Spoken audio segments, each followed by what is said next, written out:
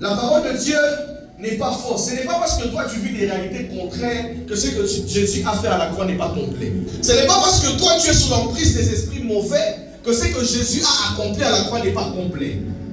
Le problème, c'est ton niveau de connaissance. Ainsi, ceux qui connaissent la vérité vivent l'affranchissement.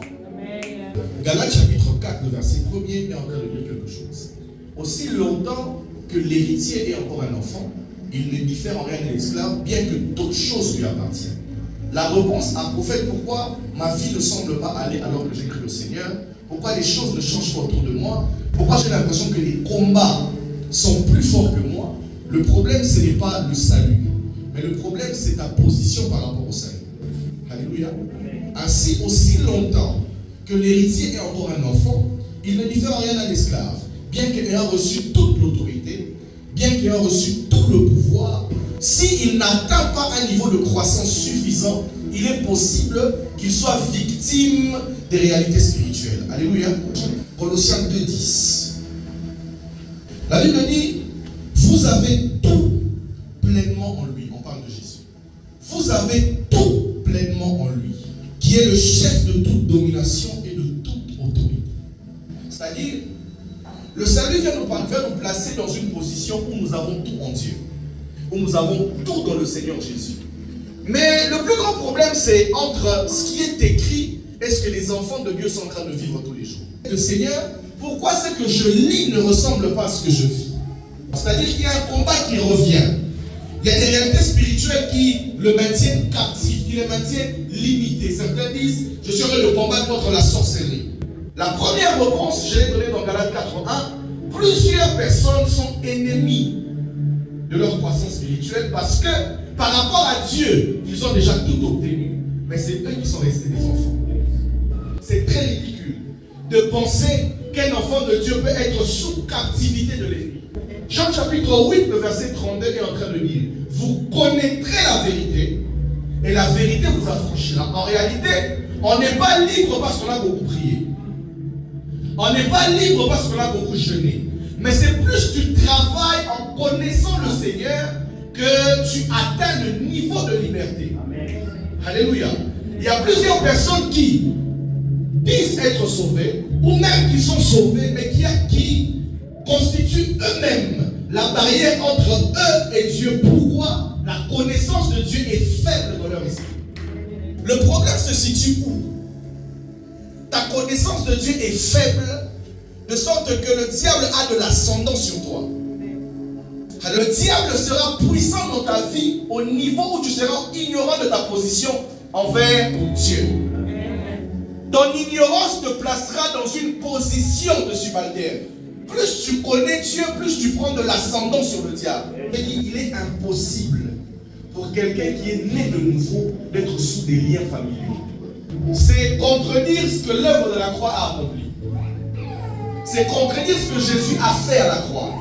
C'est comme ça que vous verrez que dans l'église, les enseignements qui sont donnés procurent la peur.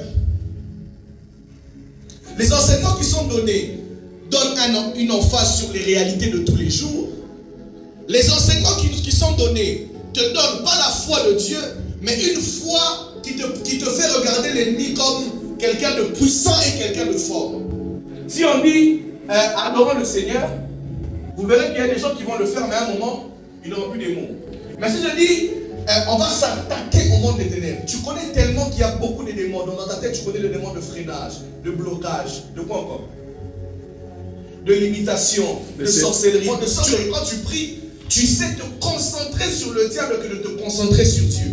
Les manifestations de Dieu sont au dépend du niveau que tu as de sa connaissance. Ou déjà quand tu te dis que étant enfant de Dieu, tu es sous les liens familiaux, tu as fait une erreur. Parce que je répète, il est impossible pour un enfant de Dieu d'être lié. C'est impossible. La Bible dit ceci. Jean 1:12. La Bible dit: mais à tous ceux qui l'ont reçu,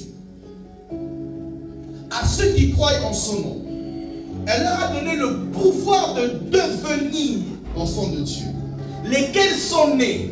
La réponse aux liens familiaux. Non du sang, ni de la volonté de la chair, ni de la volonté de l'homme, mais de Dieu. C'est-à-dire, pour celui qui est né de Dieu, il est détaché, du sang, toutes les réalités liées à ton sang, à tes grands-parents, à tes parents, toute réalité qui est née qui dépend de la volonté de la chair, c'est-à-dire la configuration des réalités autour de toi, ne peuvent plus avoir une influence sur toi. Parce que vous avez tellement la conscience de cette réalité en oubliant, même pas en oubliant, en ne connaissant pas qu'en devenant enfant de Dieu, le pouvoir qu'il te donne te détache du sang de tes parents. Le pouvoir de devenir enfant de Dieu te détache des réalités de ta famille. Le pouvoir de devenir enfant de Dieu te détache de la configuration autour de toi. De sorte que toi, tu devras sortir du lot. C'est comme ça que Jésus dit dans Matthieu 5, il dit, vous êtes le sel de la terre et la lumière du monde. Parce que nous qui sommes nés de Dieu, nous devons sortir du lot. C'est comme ça même que le mot église veut dire mise à part. Parce que ceux qui naissent de Dieu deviennent des mises à part. Les réalités qu'ils vivent sont à part les réalités de tout le monde. Marc est en train d'écrire, Marc 16, je crois le verset 28, il dit, voici les miracles qui accompagneront ceux qui auront cru. Il dit, en mon nom, vous chasserez les démons. Ceux qui chassent les démons, ce sont ceux qui ont le pouvoir sur les démons. J'ai fait un rêve bizarre. J'étais attaqué. J'avais un peu peur. Puis je voulais prier. Le Saint-Esprit m'a dit, tu veux prier? Pourquoi? Il est écrit, l'ange de l'Éternel campe autour de ceux qui craignent Dieu et il les arrache du danger. Quand le verset a retenti dans mon esprit, je me suis endormi. Je me suis endormi. Vous connaîtrez la vérité et la vérité vous affranchira. Nous aurons toujours dans l'église des personnes qui feront des avancées avec Dieu jusqu'à un certain niveau et d'autres non. Parce que tout dépend de ta connaissance de Dieu, du niveau de révélation que tu as par rapport à Dieu. 2 Corinthiens 5, 17, la Bible dit, si quelqu'un est en Christ, il est une nouvelle.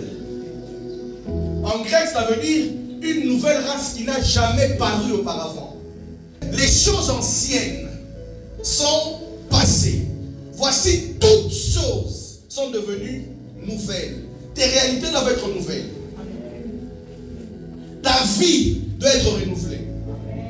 Tout ce qui était dans ton passé, si hier tu étais affligé, tu dois prendre une position de supériorité.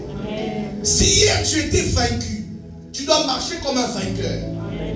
Si hier tu étais emprisonné, tu dois marcher comme quelqu'un de libre.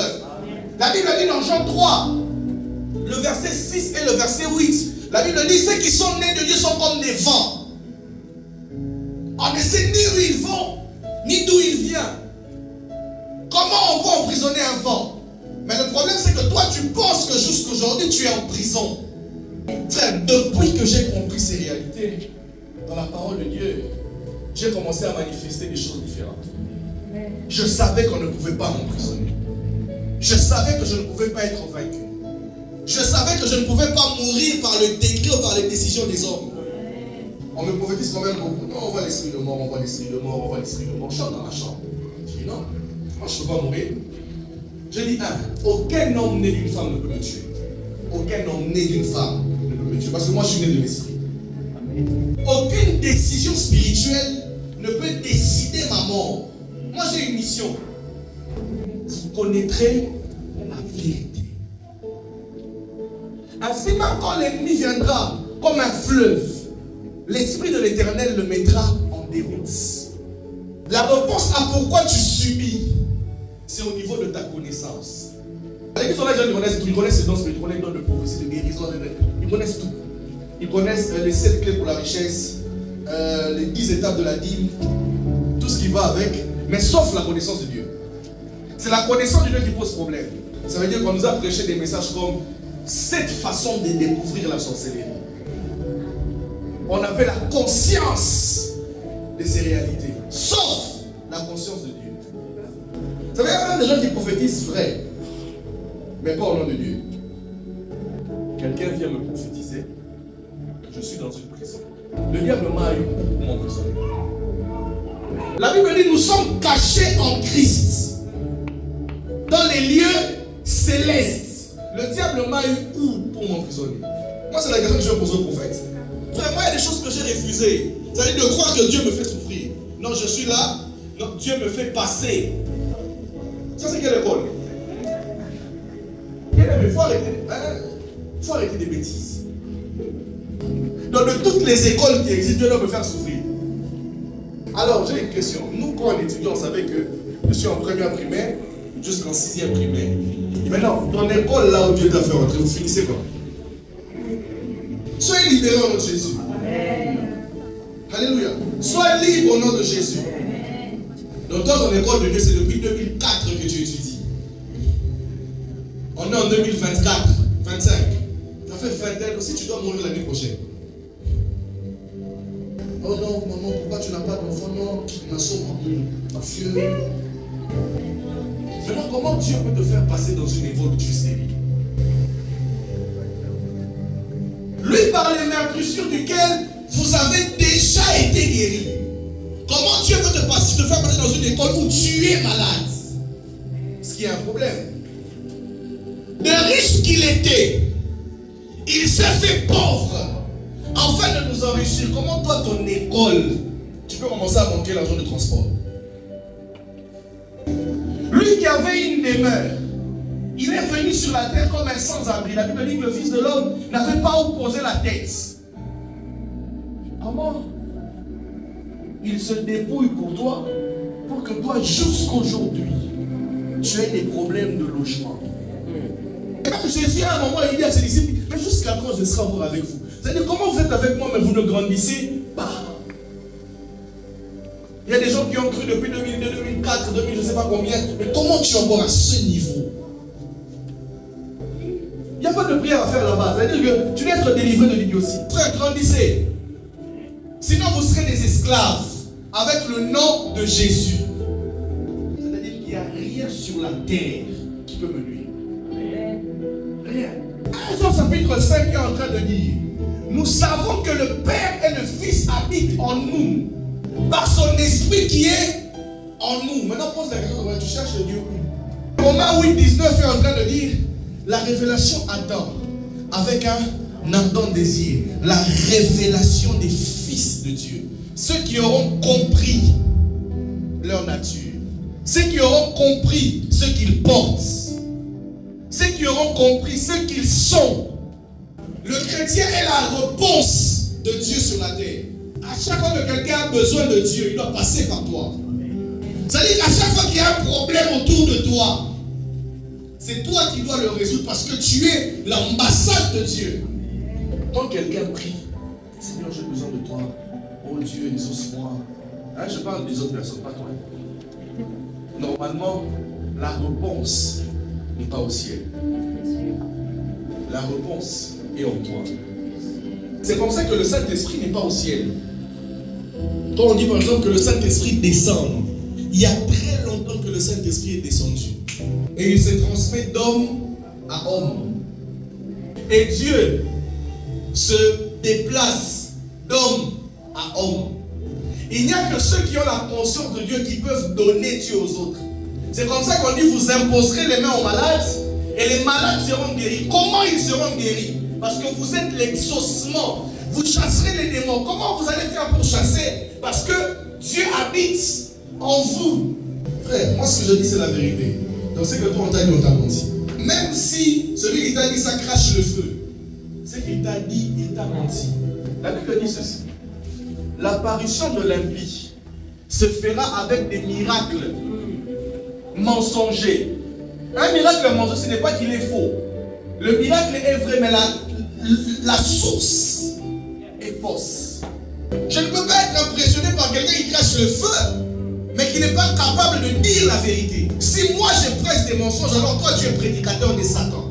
Parce que tu ne peux pas rassembler les personnes pour qui Jésus est mort à la croix et leur faire croire que jusqu'aujourd'hui ils sont encore liés. Tu ne peux pas rassembler 10 000 personnes pour qui Jésus est monté à la croix et les faire croire que s'il est combattu, c'est parce que les esprits de sa famille sont en train de le combattre. Il a dépouillé les autorités et les principautés. Il a effacé l'acte dont les ordonnances nous condamnaient sur moi, Jésus a effacé cela. Si c'est mon sang a été effacé de leur liste. Si c'est mon nom a été effacé. Pour que la foi de Dieu naisse, il fallait qu'un Dieu puisse mourir. Jésus est venu et il est mort. Ainsi la foi est née. Plusieurs personnes ont encore un Dieu qu'ils doivent tuer. La connaissance de Dieu qui doit la tuer. Pour faire naître la vraie foi. Romains chapitre 8, verset 1er. Il n'y a donc désormais aucune condamnation. Il n'y a aucun droit de réclamation. Aujourd'hui, moi, je n'ai même plus besoin de connaître la vie de mon grand-père. Je n'ai rien à faire. Donc, c'est-à-dire que je suis né de Dieu. Donc, nous, c'est les archanges, les séraphins. C'est ça nos réalités. Que même quand je fais un cauchemar, je dis non, Dieu m'a parlé. En tout cas, moi-même si je vois un serpent, je ne crois plus que c'est un sorcier. Oui, la Bible appelle Jésus le serpent des reins. Non, non, je me suis dit, le serpent m'a mordu, oui. Dieu m'a donné l'option. Moi, quand je vois un lion, oh non, prophète, je me suis dit, un lion. On appelle Jésus le lion de la tribu de Juda. Ainsi, je te donne le goût et la soif de prendre ta Bible tous les jours et de méditer sur Dieu. De méditer sur ta position en Christ. Qui rendront ta foi inébranlable, car la puissance qui triomphe du monde, c'est notre foi. Et il est écrit, celui qui sait qui sont nés de Dieu triomphe du monde. Seigneur, apprends-moi